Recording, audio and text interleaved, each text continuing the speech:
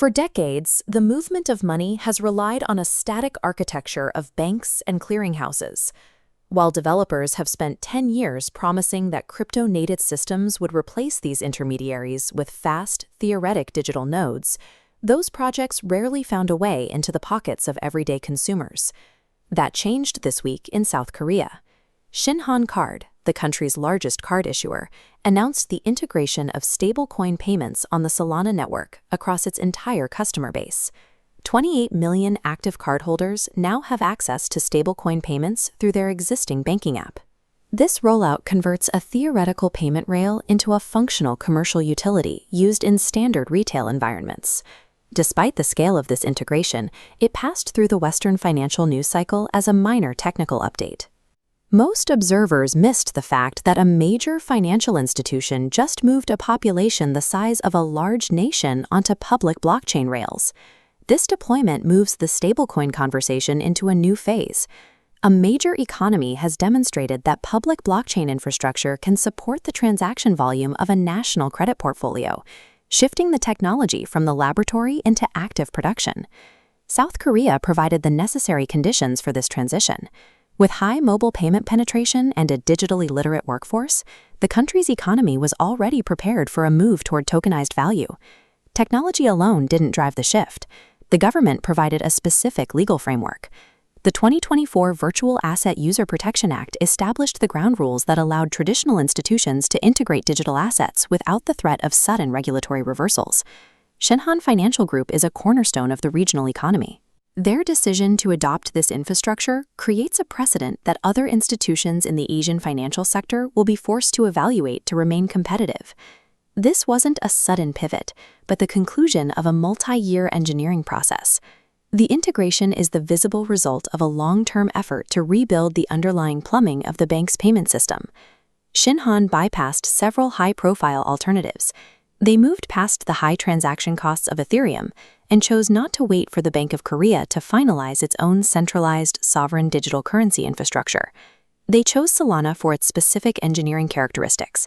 To handle 28 million users, the system requires sub-second finality and fees that cost fractions of a cent per transaction, metrics that match the demands of high-volume retail commerce.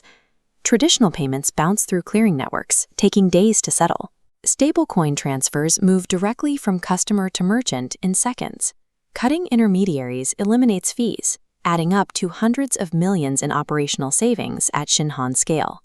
This shift is becoming a matter of institutional survival. The ability to retain margins through high-efficiency rails creates a competitive gap that institutions using legacy systems will find increasingly difficult to bridge. Shinhan's move is part of a broader pattern.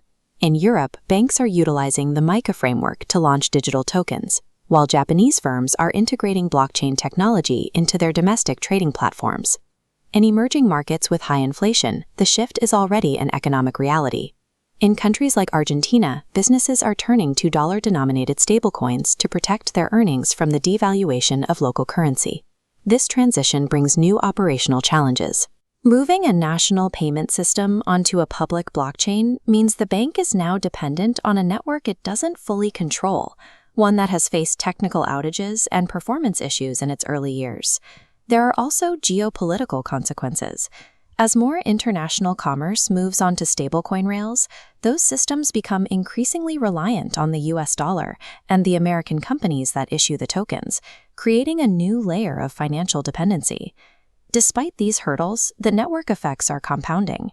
The speed and cost advantages of these digital rails make it likely that more institutions will pursue similar migrations to capture the same efficiencies Shinhan has demonstrated. The precedent in Seoul will likely trigger a response across the region. By 2026, we should expect at least 3 more major Asian financial institutions to deploy similar stablecoin products to stay competitive in the retail market. If current adoption rates continue, 40% of cross-border commerce could move to stablecoin rails by 2030. This frictionless movement of value through public networks challenges central banks, making it harder to manage capital flows or set interest rates through traditional channels. The evolution of money is no longer confined to regulatory hearings or white papers. It is being shaped by live, commercial deployments that are connecting public networks to existing bank accounts. The Shinhan deployment provides a template for the next decade of finance. While the transition will take years to fully realize, the first major anchor of a new financial infrastructure is now live.